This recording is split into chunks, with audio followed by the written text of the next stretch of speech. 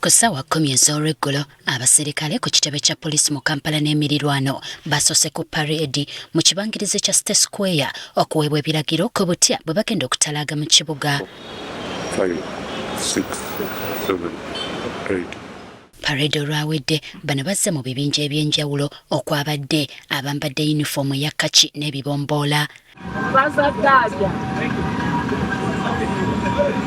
Abasirikale abawanvu n'abampi basimbye ennyiriri ate nga bakwataganye n'emmundu ne batuuni.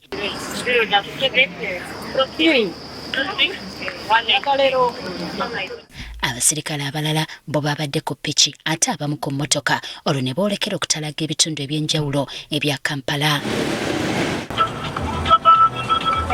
Bano bonna nga bakulembeddwamu aduumira poliisi mu Kampala n'emirirwano Richard Sega bayolekedde ku bbiri ku kkanisa ya Kakande okulaba ebyokwerinda nga bwe byabadde.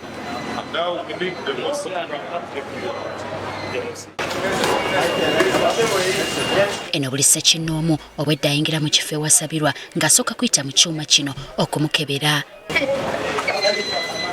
And then even this stretch of Kale from Kubiri to Kalebe, also having a patrollers.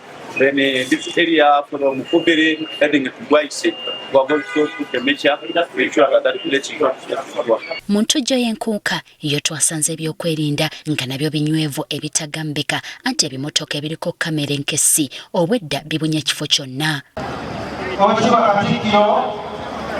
Newankubadde okebera buli ayingira kubadde kwa tteeka waliwo abakyala kimpadde abakwatiddwa abasirikale bano nga basiwuuka empisa. Kubira kasozi mugamba ajula lero kutenda mugamba alete simu ate jenga talina simu gamba alete simu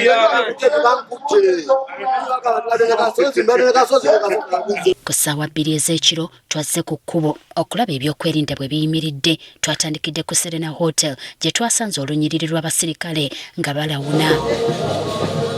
Ku wankaaki wa Serena buli mmotoka eyingira yabadde esooka keberebwa awatali kusosola kw'ossa n'abantu ssekinnoomu.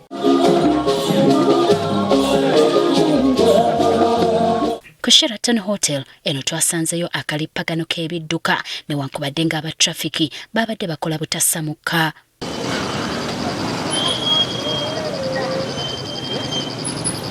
Oluvannyuma twolekedde ebifo by'amasinzizo nga twatandikidde ku kkanisa ya Watoto. Eno ebyokwerinda nayo bibadde binywevu ddala.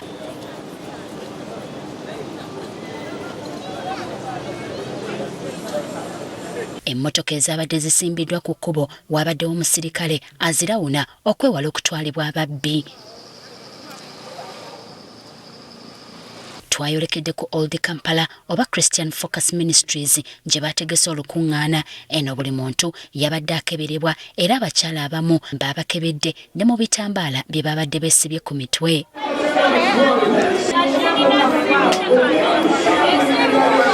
Kebedde bbaga yange nebyenkutte sise na bingi. Mu bifo ebirala nga ku kkanisa Namirembe ne ku St. Stephen Church Kisugu ebyokwerinda bibadde binywevu era wano tusanze bali mu kuteekateeka awagenda okukubibwa fireworks.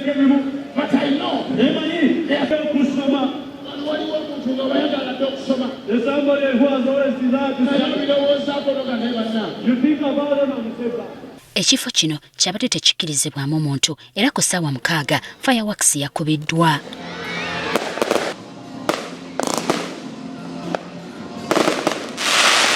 Okusinziira ku mwogezi wa poliisi mu Kampala n'emirirwano Rachel Kawala, abantu abasoba mu 5 bakwatiddwa mu bikwekweto ebyenjawulo. Emmatugga twakutte abantu 15 nga Old Kampala babadde 3, Nansana 10, Kasangati babadde 4, Entebbe babadde 2, then Mukono yabadde muntu omu. Ono atubuulidde nga bwe bakyanoonyereza ku ttemu n'akabenje ebyabaddewo ng'omwaka guggwako. Emmotoka eno eyabadde agivuga yabadde avugisa kimama ng'era tutandise okunoonya eyabadde avuga emmotoka eno ate n'emmotoka kikaaki. Twaregisterinze okufa akw'omuntu kigambibwa nti ono baamufumise. nga bino byabaddewo mu Kosovo Zone, mu Salama Parish, mu Makindye Division, mu Kampala District, nga omugenzi amanyikiddwa nga Mwesigwa Ronald, ono nga avuga piki, ng'ono yasangiddwa mu kitaba ky'omusaayi